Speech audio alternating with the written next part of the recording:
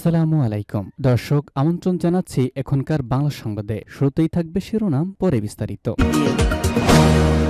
সর্বশেষ দেশের কয়েকটি গুরুত্বপূর্ণ সংবাদ জানিয়ে দিব। শুরুতেই থাকবে শিরোনাম, পরে বিস্তারিত। গোবিন্দগঞ্জে বিএনপি অফিস ভাঙচুর মামলায় ইউপি চেয়ারম্যান গ্রেপ্তার। এরপরে জানাবো, সরকার একটি গোলকধাঁধার মধ্যে পড়েছে, বললেন বিএনপি নেতা গয়েশ্বরচন্দ্র রায়। এদিকে চট্টগ্রামে যুবলীগের নেতাসহ গ্রেপ্তার 2। আরও জানাবো, সরকারের সহায়তায় নতুন দল হলে জনগণ মানবে না, বললেন মির্জা ফখরুল। এবং সর্বশেষ জানিয়ে দিব, গাজীপুর ও সাভারে বন্ধ 96 কারখানা, 61,000 শ্রমিকের পরিবারে ঠিকমতো খাবারও জুটছে না। ভিউয়ার্স, শুনছিলেন সংবাদ শিরোনাম, এবারে বিস্তারিত। গোবিন্দগঞ্জে বিএনপি অফিস ভাঙচুর মামলায় ইউপি চেয়ারম্যান গ্রেপ্তার। বিএনপির অফিস ভাঙচুরের মামলায় গাইবান্ধার গোবিন্দগঞ্জ উপজেলার মহিমাগঞ্জ ইউনিয়ন পরিষদ চেয়ারম্যান আনোয়ারুল ইসলামকে গ্রেপ্তার করেছে পুলিশ। গতকাল সন্ধ্যায় মহিমাগঞ্জ বাজার এলাকা থেকে তাকে গ্রেপ্তার করা হয়। আনোয়ার ইসলাম মহিমাগঞ্জ ইউনিয়নের পুনতাইর সিংজানি গ্রামের ভোলা মিয়ার ছেলে। তিনি গাইবান্ধা জেলা আওয়ামী লীগের সদস্য। রাতে বিষয়টি নিশ্চিত করে গোবিন্দগঞ্জ থানা ভারপ্রাপ্ত কর্মকর্তা ওসি মোহাম্মদ বুলবুল ইসলাম জানান, ইউপি চেয়ারম্যান আনোয়ারুল ইসলাম গোবিন্দগঞ্জ উপজেলা বিএনপি অফিস ভাঙচুর মামলার আসামি। গোপন সংবাদের ভিত্তিতে সন্ধ্যায় মহিমাগঞ্জ বাজার এলাকায় অভিযান চালিয়ে তাকে গ্রেপ্তার করা হয়েছে। আজ তাকে আদালতের মাধ্যমে গাইবান্ধা জেলা কারাগারে পাঠানো হবে বলে জানিয়েছেন তিনি। সরকার একটি গোলকধাঁধার মধ্যে পড়েছে, বললেন গয়েশ্বরচন্দ্র রায়। সুষ্ঠু নির্বাচন করা ছাড়া অন্য কোনো দায়িত্বের প্রতি সরকারের আগ্রহ সন্দেহজনক বলে মন্তব্য করেছেন বিএনপির স্থায়ী কমিটির সদস্য গয়েশ্বরচন্দ্র রায়। গতকাল জাতীয় প্রেস ক্লাবে এক আলোচনা সভায় এই মন্তব্য করেছেন তিনি। গয়েশ্বরচন্দ্র রায় বলেছেন, এখন যে সরকার আছে সেই সরকার থেকে আপনি কি আশা করেন? কারণ এই সরকার যে কি করতে চায় আমিও বুঝি না। তারা কি করতে চায় নিজেরা জানে কিনা বা বোঝে কিনা। তারাও একটা গোলকধাঁধার মধ্যে পড়েছে। সংস্কার করতে করতে সব পরিষ্কার হয়ে গেছে, কিন্তু রাষ্ট্র চলছে না। তিনি বলেন, আপনি বিভিন্ন ব্যবসা কেন্দ্রে যান, বিভিন্ন ডিপার্টমেন্টে যান, আপনাদের ফাইল আটকে রেখেছে। আবার আওয়ামী লীগের আমলে যারা কাজ করেছে তাদের বিল কিন্তু ঘোরাচ্ছে না। গয়েশ্বর বলেন, আওয়ামী লীগ টানা 16 বছর ক্ষমতায় থাকল, ওই সরকারের লোকজন লুটপাট দুর্নীতি করেছে।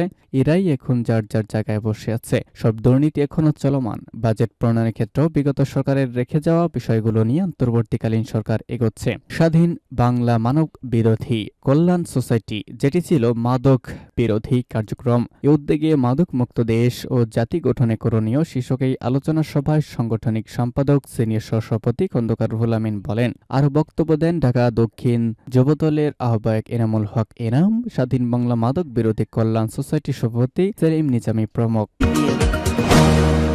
চট্টগ্রামের যুবলীগের নেতাসহ গ্রেপ্তার 2। চট্টগ্রামের কর্ণফুলী উপজেলা যুবলীগের এক নেতাসহ 2 জনকে গ্রেপ্তার করেছে পুলিশ। দিবাগত রাতে কর্ণফুলী থানা এলাকা থেকে তাদের গ্রেপ্তার করা হয়েছে।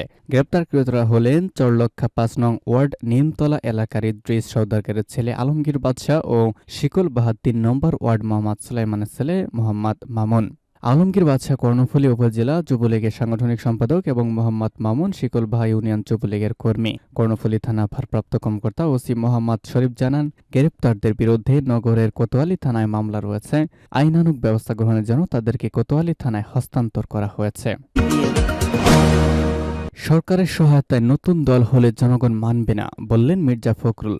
বিএনপি মহাসচিব মির্জা ফখরুল ইসলাম আলমগীর বলেছেন, ছাত্ররা দল গঠন করলে স্বাগত জানাই, তবে সরকারে কিছু থাকবেন, আবার কিছু লোক সরকারের সহায়তায় দল গঠন করবেন, এটা হতে পারে না। সরকারের লোকজন সংঘাতময় কোনো বক্তব্য দিবেন না। গতকাল বিকালে রাজধানীর উত্তরা পশ্চিম থানার 13 নম্বর সেক্টর খেলার মাঠে দোয়া মাহফিল ও দরিদ্রদের শীত বস্ত্র এবং শাড়ি বিতরণ অনুষ্ঠানে প্রধান অতিথির বক্তব্যে তিনি এসব কথা বলেন। টিকা চিহ্ন পালনের কারণে এখন দম ছেড়ে নিঃশ্বাস নিতে পারছে উল্লেখ করে তিনি বলেন, দেশে এখন আতঙ্ক নেই। 18 কোটি জনগণের বুকে পাথরের মতো বসে শাসন করেছে হাসিনা।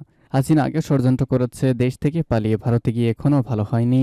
অনেক মা বাবার বুক খালি হয়েও তার কোনো অনুশোচনা নেই।